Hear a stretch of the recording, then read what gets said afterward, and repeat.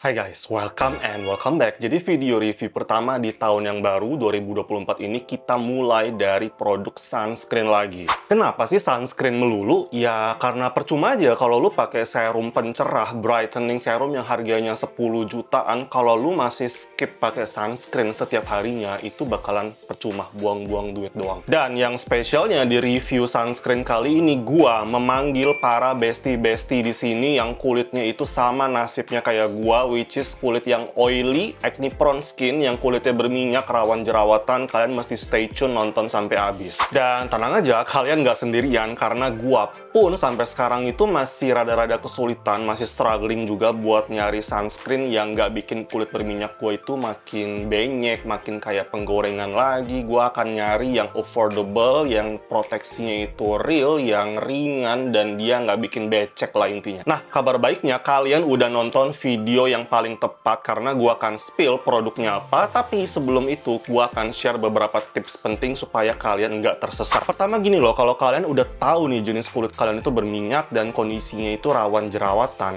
kalian tiap pagi itu wajib cuci muka pakai sabun cuci muka ya guys, pakai facial wash. Gua nggak kebayang sih kalau kulit oily acne prone skin pagi-pagi itu nggak cuci muka pakai facial wash, itu bakalan jadi berat, jadi minyakan lagi kan. Nah, kalau misalkan kalian denger selama ini ada tips yang bilang pagi-pagi itu cuci muka pakai air dingin doang, itu tuh buat yang orang-orang kulitnya kering atau yang sensitif. Terus yang kedua, gue nggak peduli cowok atau cewek, intinya kalau kalian habis cuci muka pagi-pagi itu skincare-nya tidak perlu yang sampai 100 lapis ya guys, cukup yang essentialnya aja. Kayak gue selama ini konsepnya adalah minimalis skincare-nya, jadi gue habis cuci muka langsung pakai sunscreen itu nggak masalah. Kenapa? Karena sunscreen yang gue pakai itu udah komplit, ada manfaat antioksidannya juga, sama ada berbagai bahan aktif buat moisturizingnya sekaligus. Jadi tiap pagi itu gue satset aja, nggak usah lama-lama. Dan yang ketiga, udah pasti kalian mesti pilih produk sunscreen yang tepat buat oily, acne prone skin, buat yang berminyak dan yang rawan jerawatan, kayak yang punyanya Skintific ini, yang gua udah dapetin early access-nya, jadi gua udah pakai duluan sekitar sebulanan terakhir lah. Nah, ini sunscreen gue yakin udah bikin heboh berbagai social media belakangan ini. Yang terbaru, Aqualight Daily Sunscreen-nya Skintific, ini klaim proteksinya SPF 35 PA++++,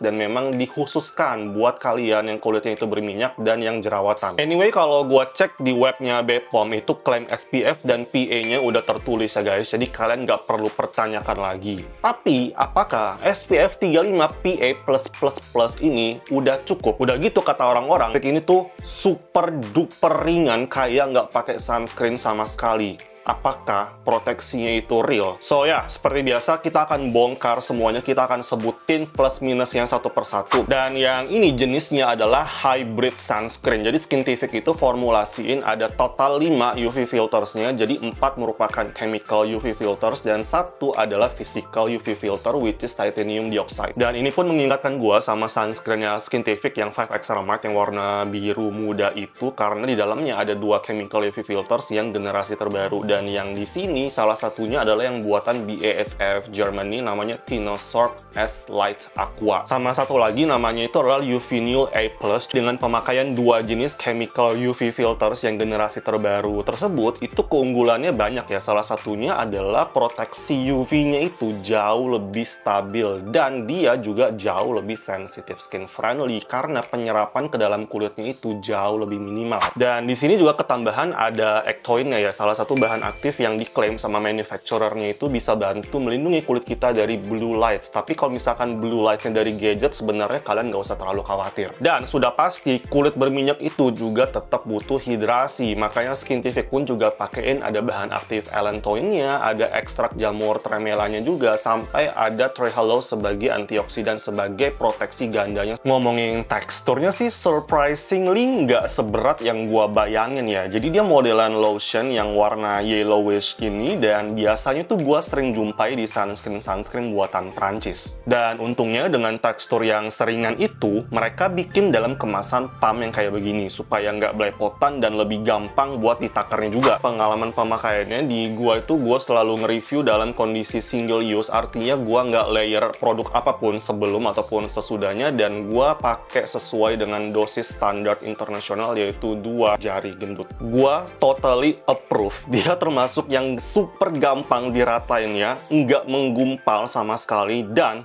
waktu ngesetnya itu juga express. Kalau gue bilang ini termasuk yang instan sih, jadi cocok buat pagi-pagi yang hektik buat ngantor, sekolah, kuliah. Tapi tetap mesti diingat, kalian jangan oles di dekat area mata supaya nggak perih. Nah, berhubung Fitzpatrick skin type gua, warna kulit gue itu tipe 2 ya, yang fair skin tone, jadi finishnya itu nggak ada efek white cast-nya, jadi nggak ada kayak efek topeng kayak lu habis ditemplokin tepung. Terus pas kelar pengaplikasian pertama, kalau dicek di kamera UV, dia termasuk yang solid, nggak bolong-bolong, nggak patchy. Asli sih, ini tuh finishnya, direct finishnya itu beneran made, bikin pori-pori lu kelihatan samar, jadi blurring kayak lu pakai primer gitu. Dan ini oil controlnya untuk dia nahan minyak di iklim yang setropis Indonesia gini, termasuk yang oke banget loh. Dia ada efek kayak ngisi pori-pori lu gitu, dan bikin tekstur kulit lu terasa jauh lebih halus. Kalau buat aktivitas kantoran sehari-hari dalam 1 jam, dia termasuk yang juara banget oil controlnya gitu. Dia nggak bikin kulit lu dempul, nggak bikin sumuk, nggak bikin gerah, pokoknya super duper refreshing kalau gue bilang. Akan tetapi dalam 2 jam setelah pengaplikasian pertama, muka gua akan mulai berminyak dan kelihatan lebih kusam dari sebelumnya, which is normal sebenarnya, karena dalam 2 jam itu memang saatnya buat kita reapply sunscreen kan.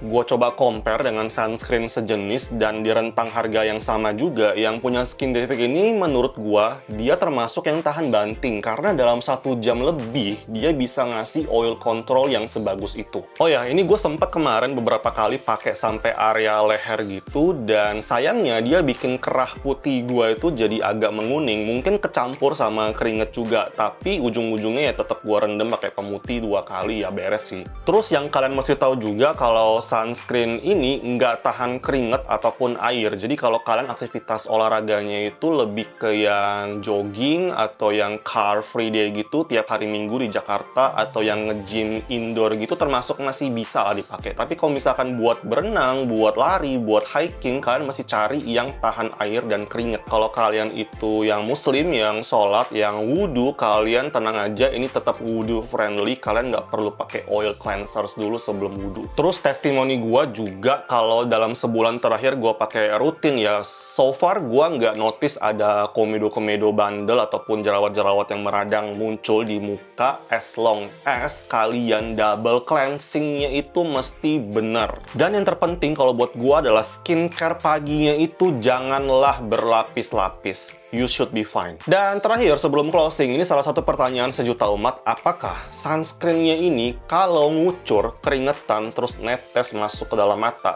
bakalan perih atau enggak? Dan jawabannya iya, karena itu hampir dialami sama semua sunscreen yang memang tidak tahan air atau keringat. Sekalian gue mau ingetin bahwa sunscreen terbarunya Skin Defect ini yang warnanya hijau mint ini khusus diformulasiin buat orang-orang yang kulitnya itu berminyak, yang rawan jerawatan juga, yang memang nggak bisa pakai sunscreen yang berat-berat ya guys. Terus ngomongin tentang proteksinya, nah gue pakai di aktivitas outdoor jam 12 siang, kemudian gue jalan-jalan keluar sebentar, setengah jam gitu, terus gue cek dan kulit gue itu nggak ada kemerahan, nggak ada burning sama sekali. So, overall, dari plus minusnya tetap recommended, terutama buat kalian yang memang kulitnya itu berminyak, rawan jerawatan, yang masih kesulitan nyari sunscreen yang tepat. Kalian mesti cobain yang terbaru ini, cocok buat kalian yang aktivitas sehari-harinya itu yang normal aja, misalkan sekolah, kuliah, kantor, ke pasar, ini udah lebih dari cukup proteksinya.